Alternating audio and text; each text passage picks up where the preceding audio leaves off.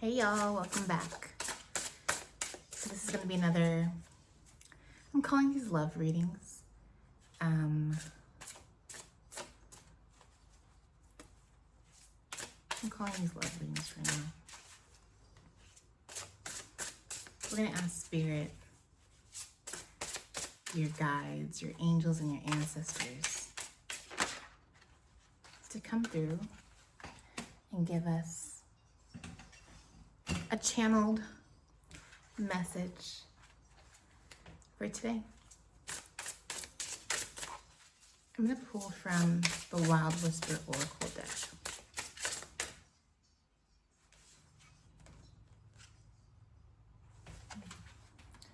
Okay. And pull one card from our Love Casting Oracle deck.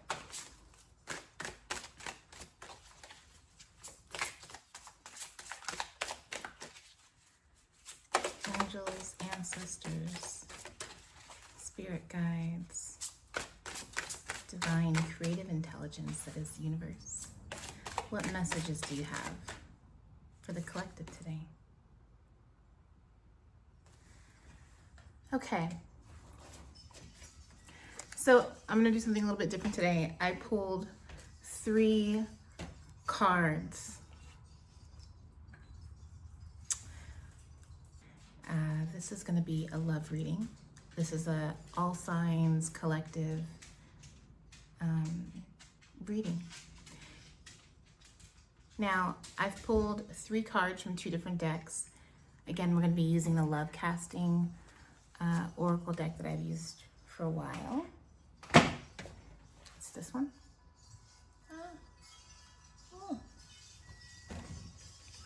I'm going to get better at this. And then the Wild Whisper Oracle deck, which I just started using.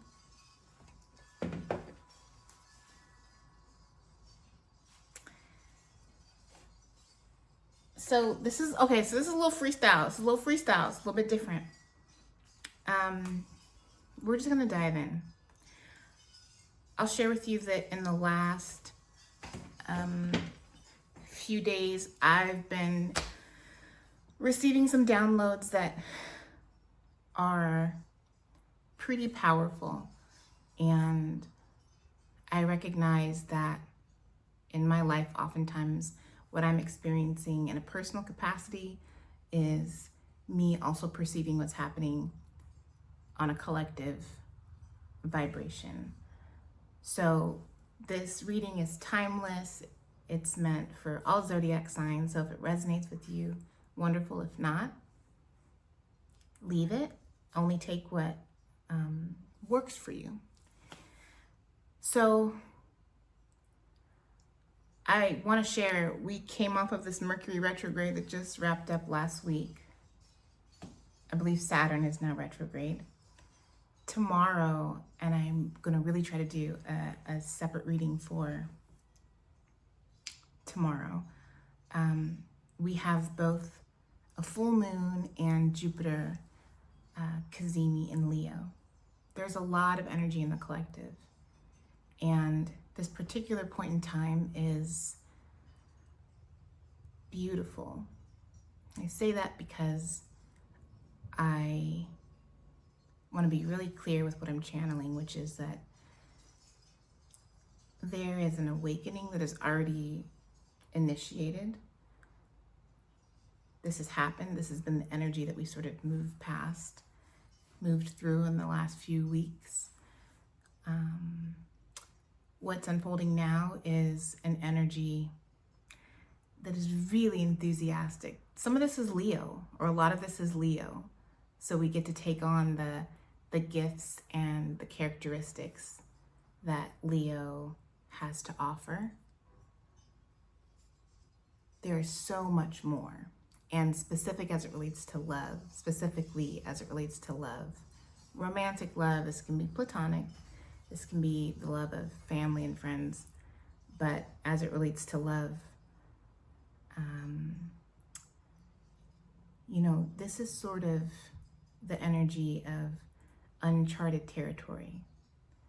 There's the stereotype of what the West was, the Wild West in American history, which is problematic framing in a number of ways. But this idea that there is land, space, frequency, dimension that is available to you to explore. And within that realm, you have the ability to create the exact life, the exact experience that you want. That's the energy that's coming in, that's being offered in my perception. The other thing that's happening is that for the collective that this speaks to, and again, these readings are timeless, you have been busy.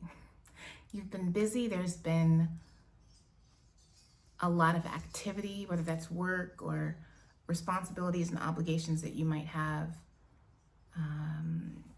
Life, right? Like just doing life, the responsibility and the frenzy that can be life.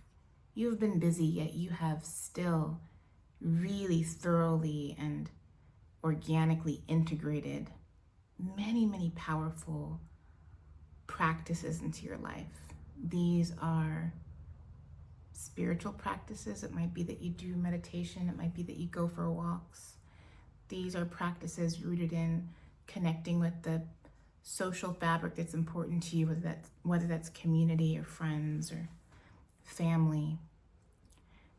So despite sort of the buzz, the like static that can be life, just doing life's thing and keeping up with that and staying busy with that, you have also really been intentional about integrating into your life, layering, weaving into your life what you value most, those things that you really believe in, that are important to you, and that fill your cup.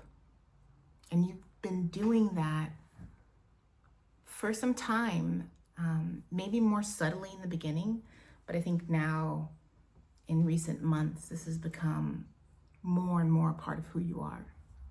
I'm saying all this because this sits in the backdrop of what's revealing itself, which again is that there is a canvas available for you to create the exact life that you want, for you to create the exact experience that you want, for you to call into your experience the love that you want. Took me 6 minutes to get to that point, but it's an important point, because if we believe and know that we can have the exact love that we want, oh my gosh, like, is there anything more powerful? Is there anything more exciting, more joyful? And love is all around us. It's not something that exists external to us. It's not something that we rely on other people to give to us for us to be fulfilled and, seen or happy. Like the love in the way that I'm speaking of it is all that you are. And so life becomes this really beautiful dance that allows us to activate love in its different patterns and its different expressions, with different partners, with different playmates.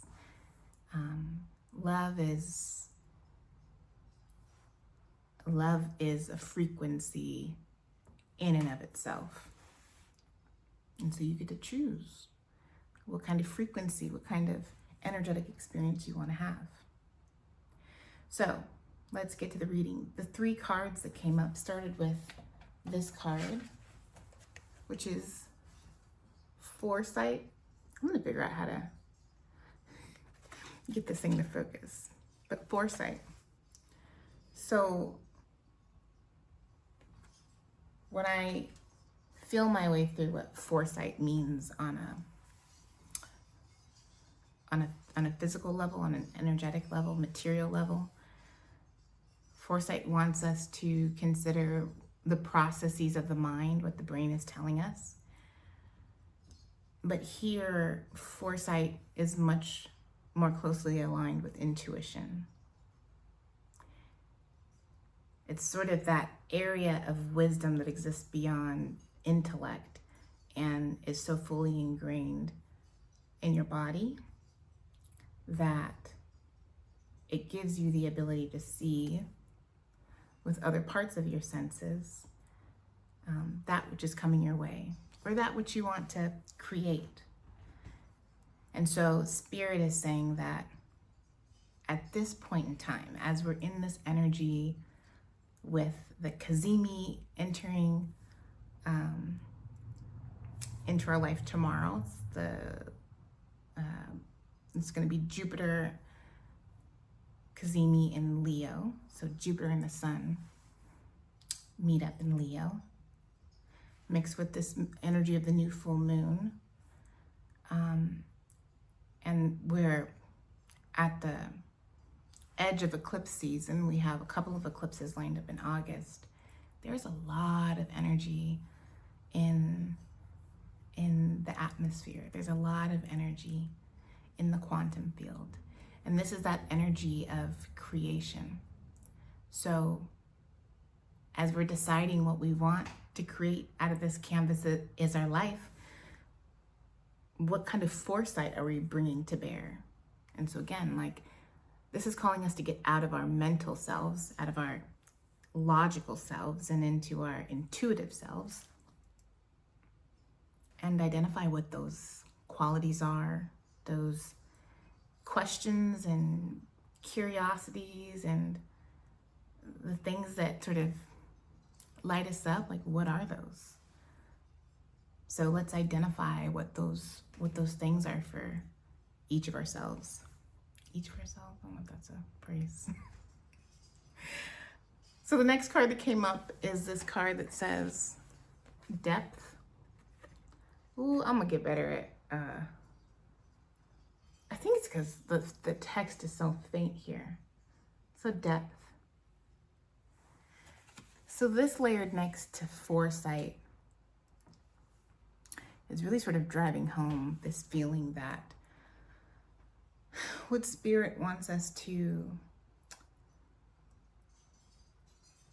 sit down in. Like, I want to say, like, it's the energy that Spirit, that our guides, that our angels are wanting us to sit down in, is, again, moving beyond the brain, moving beyond the logical self, moving into the embodied, deep-seated knowing self, the intuitive self, and going even deeper to understand what are the real experiences and desires that are resonating with us on the most foundational layer of our soul, like of our soul's experience, existence. Like, what is beneath, not just like what's beneath the surface, but what's beneath the layers beneath the surface. Like, what's at the core? That's the word I'm trying to come up with. What's at the core of our field of desire?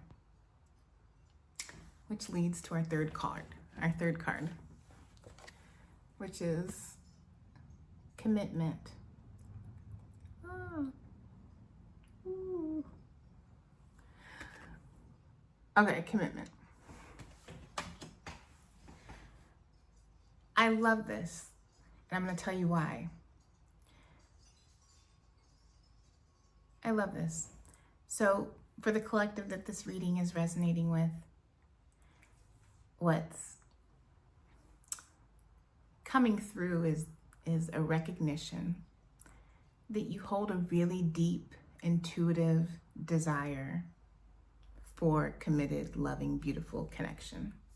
This feels romantic. It doesn't have to only be romantic, because who says that you're only calling forward one thing in your life at a time? You're calling forward as many things as you want. But it can be the case that maybe one of the things that is really on your heart, that you feel like is a big part of your next step in your spirit's journey at this point in time, is a loving, romantic commitment. This card also says the magic of devotion. I love that word. Commitment, something that we hear oftentimes. It can be like, commitment can be anything. It can be related to a partnership relationship. It can be related to, look, I'm even crossing my arms as I'm talking about this. It can be related to work. It can be related to family obligations or stuff you got to do around the house. But devotion is different. Devotion is something much different. Devotion is that focused attention to something that you really believe in, that when you sit in the energy of devotion, look, it just makes me want to put my hands on my heart. Devotion is adoration. It is pure affection and love. It is a clearly defined, intentional, directed attention to something that holds high position in your life, something that is sort of supremely significant. So devotion becomes a thing that we practice regularly, that we engage in regularly, and it becomes almost sacred in our repeated showing up and doing of the thing, whatever the thing is. And it's practiced over time. It's practiced over time, and it doesn't mean that you have to be devoted to something for 10 years before the demonstrations of the devotion begin to reveal itself. It doesn't mean that. Devotion really has much more to do with clarity and, I want to say, discipline. Not in a harsh, stringent way. Discipline in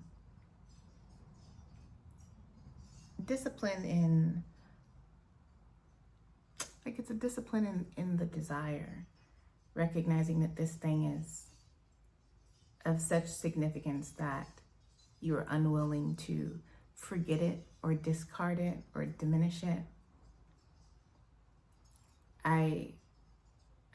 As I was speaking of that, the other thing that was coming through for me is considering what devotion is related to commitment.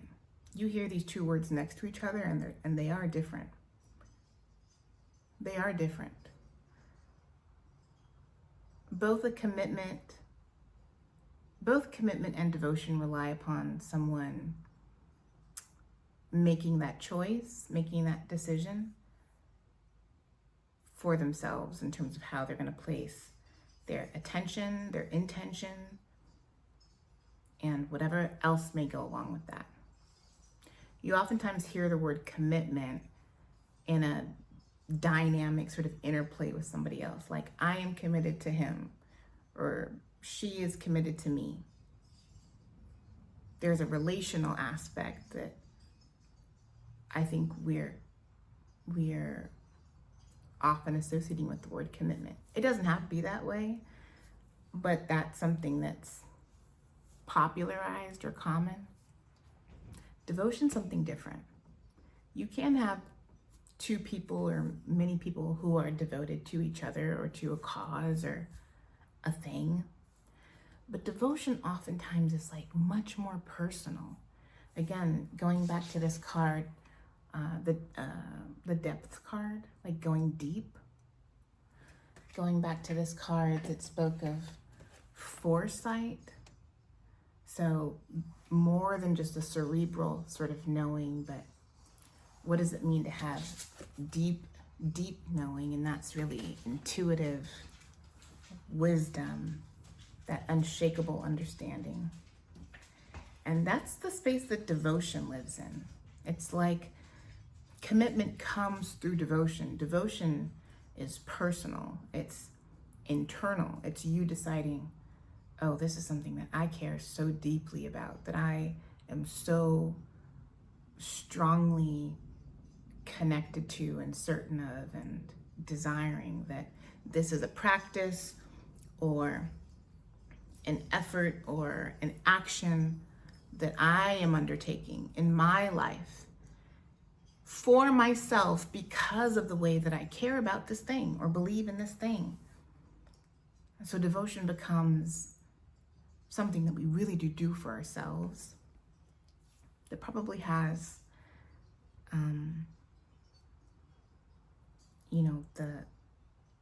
the outcomes that we associate with commitment and other outward demonstrations of that devotion. But it begins with seeds of devotion. All of this to say, I hope this isn't too long-winded, or I hope this is making sense, but what's coming forward from Spirit is that this is your moment to create this beautiful life and this beautiful love experience. It is exactly what you want. You have a blank canvas. And so your guides, your angels are saying, hey, start at the beginning. Go deep. Go deep. Find that seed, that core interest and the thing that you were so certain about. And so it might even be passion. So I got a lot of fire in my chart.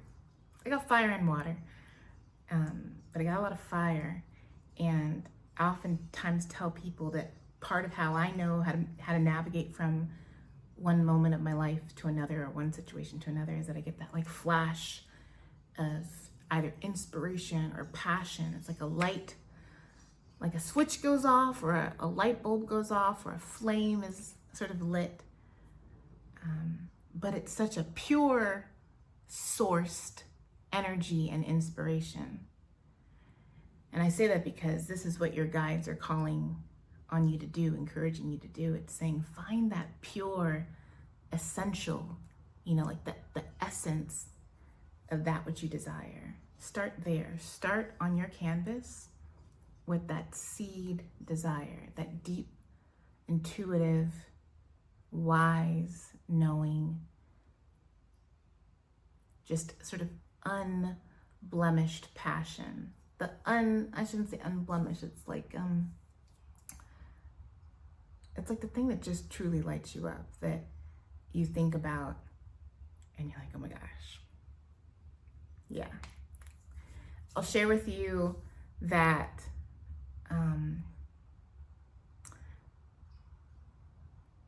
I think this is going to be a really passionate moment in time for a lot of us. I'm saying us because I very much feel a part of this collective that is drawn to this channel and these readings. There are messages that come through me, and I find resonance in a lot of it. That could be like the empath in me, but also I really do believe that the folks that are drawn here, just like in any space in life, you're drawn to people who share in your journey in some way, where, we share sort of a soul tribe experience. So I think this is going to be a very passionate moment in many people's lives. I feel that. I mean, Leo also will sort of encourage that. Leo being sun energy, Leo being like center stage energy, Leo being expression in its full, in its sort of fullness, and not at all dimmed. Like Leo energy is bold and bright and assertive and here and present. And I love this reading because it's saying, hey, this is all for you. You can be as big as you want. You can have a life as rich as you want. You can have a love as decadent as you want. And you have the ability to piece together that painting or that recipe for your love in any way that you want to.